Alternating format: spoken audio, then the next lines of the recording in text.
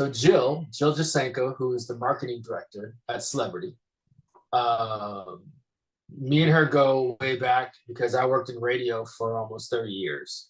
Okay. And she worked at Live Nation for a really, really long time. So, Live Nation being one of the biggest concert promoter in the world, you are working with her hand in hand for a lot of shows. So, over the years, I've known her for many, many years. So we've always, been in close contact and been very cool. Had a great working relationship. I see her out at gigs and places out, partying, and like it's cool. Like we've had a great relationship. So April, and I had not taken a picture or done any shooting of a show or anything with my camera in like 2 years. So, of course, the Mm. pandemic happened and Yeah. that shut everything down. But Freddie Gibbs was coming to Celebrity. The show was sold out, and something was just like, "Hey, let's email Sean Healy. He was the promoter, and me and Sean had worked on a lot of shows together. Me being in radio for so long." So I emailed him, and he was just like, "Sure, not a problem, man." I was like, "I'll put your name on the list and go shoot the show." And so I went down, and I didn't know there was some changeovers. There was some change Mhm. in people working there, so I didn't know who necessarily was there at that point in time.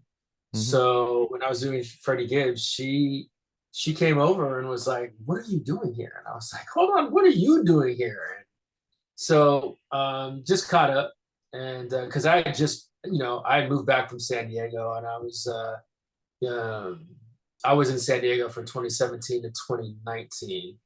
So Okay. I working in San Diego. So when I came back, not a lot of people knew happened and so on and so forth. So April rolled around, and I shot Freddie Gibbs, and she was just like, "Well, send me the pictures." And I was like, "Yeah, no problem." And I sent her pictures, and then she was like, um,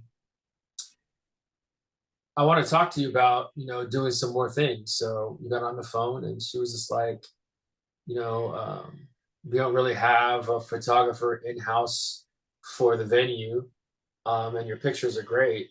And she's like, "You know what to do. You've been around it forever. So why don't you be the house photographer for us?" And I was just like, "Me? Yeah." She's like, "Yeah."